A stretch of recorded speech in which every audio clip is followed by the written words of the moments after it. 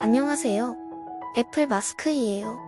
오늘은 뉴스위크에서 세계 100대 명저에서 1위로 뽑힌 소설을 가져와 봤어요. 바로 톨스토이의 전쟁과 평화. 19세기 초의 나폴레옹 전쟁을 배경으로 수많은 인간 군상들의 심리를 치밀하게 그려낸 역작입니다.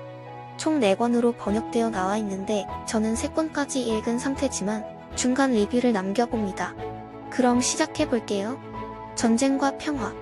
러시아의 대문호 톨스토이가 1869년에 탈고한 작품이다. 그의 나이 41세 때이다.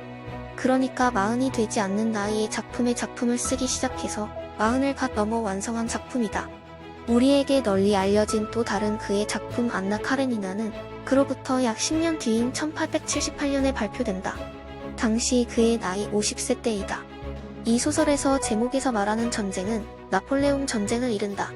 1805년, 1807년, 1812년 세 차례의 전쟁을 그린다. 1. 두 권에서는 전쟁을 크게 부각시키지 않지만 나폴레옹에게 러시아 깊숙이 자리 잡은 수도 모스크바까지 내준 1812년의 전쟁, 즉 러시아 원정은 길고 또 자세히 그려진다. 러시아 원정은 1812년 나폴레옹이 60만 대군을 이끌고 러시아를 침공한 전쟁을 이른다. 아직 4권까지는 가지 못했지만 톨스토이가 궁극적으로 지향하고자 하는 방향이 3권에서 언뜻 나온 듯 싶다. 그러니까 대문호가 내 생각에는 이렇게 사는 게 옳은 것 같다. 라고 소설에 담은 부분이다. 그 부분을 가져와 볼게요. 안드레이 공작은 아들을 얻는 과정에서 아내를 잃는다. 얼마 후 안드레이는 나타샤라는 정보 없은 여인을 우연히 만나고 격렬한 사랑에 빠진다. 안드레이는 아버지의 반대로 나타샤와 약혼을 한 이후 1년간 러시아 밖의 해외에서 아들과 머물러야 했다. 안드레이의 아버지가 1년 뒤에도 아들의 마음이 변함이 없으면 결혼을 허락하기로 약속했기 때문이다. 국외로 떠나기 전 안드레이는 약혼자인 나타샤에게 당신은 아직 젊고 너무나 아름답기에 자신 이외에 새로운 사랑이 언제든지 찾아올 수 있으니 만약 자신과 떨어져 있는 1년 동안 진실한 새로운 사랑이 찾아오면 약혼을 파기해도 된다고 말한다.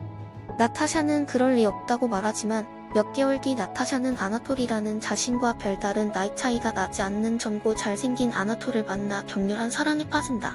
처음에는 두 사람을 사랑할 수 있는지 자신에게 묻게 되고 그런 이중적인 감정을 가진 자신을 부끄럽게 생각하며 자신만 덩그러니 내버리고 국외로 떠나버린 안드레이 공작을 원망한다. 하지만 곧 자신의 진심을 알게 된다. 자신은 안드레이가 아니라 아나톨을 사랑한다고. 아나톨이 야반도주를 하자는 그의 제안도 선뜻 받아들일 정도였으니까. 하지만 결국 아나톨은 야반도주를 하는 날 덜미를 잡히고 그 사실이 모스크바 사교계에 널리 퍼져서 자진해서 입대를 하게 된다. 실은 안드레이 공작의 보복이 두려웠던 탓에 군대로 도망을 간 것이다. 나타샤는 사랑을 잃은 상실감, 그리고 아나톨이 이미 국외에서 폴란드 여자와 결혼을 한 사이였다는 사실에 충격을 받고 목숨까지 위태로워질 정도로 극도로 몸이 쇠약해진다. 그 과정에서 피에르가 그녀에게 큰 위로가 되어주면서 극적으로 되살아나게 된다. 역시 아니나 다를까 그 소식을 전해 들은 안드레이는 도저히 아나톨을 용서할 수가 없다고 생각한다. 원래 자신을 떠나도 된다고 나타샤에게 말했던 안드레이가 말이다. 이 부분에서 톨스토이는 인간은 이성보다는 감성적인 존재라는 것을 표현하고 싶었던 모양이다. 특히 사랑에 있어서는 감정적 관리라는 걸 절대로 할 수 없는 게 인간이라고. 안드레이는 전장을 돌아다니면서 업무에 몰두한다. 물론 이건 상실의 아픔을 잃기 위해서다. 주의를 온전히 다른 곳으로 돌림으로써 애써 아프지 않는 척하는 것이다. 그러는 한편 아나톨을 찾는다. 아나톨을 찾아서 결투를 청해서 그를 처단해야겠다고. 그러는 와중에 안드레이는 불행히도 프랑스군이 발포한 포화의 파편을 맞고 쓰러진다. 얼굴은 간신히 뺨을 스쳐갔지만 복부에 파편이 박혀 공작을 목격한 일반 사병들이 안타까움에 혀를 찬다. 간이로 마련한 의무소에 들어가 지혈을 하고 소독을 받아보지만 그는 이미 죽음 앞에 가까이 가 있었다.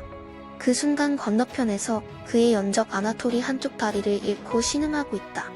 죽음에 임박한 안드레이는 문득 깨닫는다. 샵 그래, 그다. 그렇다. 나와 이 남자는 괴로운 인연으로 단단히 이어진 것 같구나. 안드레이 공작은 눈앞의 사실을 아직 뚜렷이 이해하지 못한 채 이렇게 생각했다. 그는 지금 울어서 부은 눈에 넘쳐 흐르는 눈물 속으로 멍하니 자기를 바라보는 이 남자에 대한 감격스러운 연민과 사랑이 그의 회복한 가슴을 가득 채웠다. 안드레이 공작은 더 이상 참지 못하고 인간들과 자신의 미망에 대한 상냥한 사랑으로 가득 찬 눈물을 흘리기 시작했다.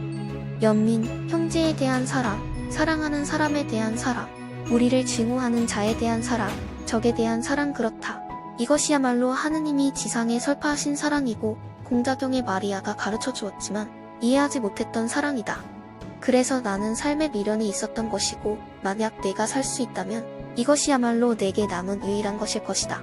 그러나 이제는 이미 늦었다. 나는 것을 알고 있다. 전쟁과 평화, 3권 중 이제 마지막 권인 4권을 집어들었는데 아마도 안드레이의 생각이 곧 톨스토이가 소설을 통해 주장하고자 하는 인생의 방향이 아닐까 싶다. 처음 시작했을 때는 언제 다 읽지? 라는 두려움이 컸지만 이제는 겨우 한 권밖에 남지 않았다는 사실이 두렵습니다. 세계 최고의 역작을 다 읽고 나면 과연 다음에는 감히 어떤 작품을 읽을 수 있을까요? 여러분의 위시북 리스트에 전쟁과 평화를 살짝 넣어보시는 것은 어떨까요? 여담이지만 오늘 영상에서는 제가 톨스토이의 철학에 방점을 두었지만 실은 톨스토이는 진정한 막장 이야기꾼입니다. 리뷰를 통해 조금은 짐작하셨겠지만 그의 소설 속에는 불륜, 이혼 등등의 소재가 너무나 자연스럽게 그려집니다. 그래서 고전임에도 다음 이야기가 궁금해서 자꾸 읽게 되는 마법이 펼쳐집니다. 나타샤, 어떻게 되는 거야? 오늘도 여기까지 들어주신 여러분 정말 감사드리고 항상 행복하세요. 구독 플리즈.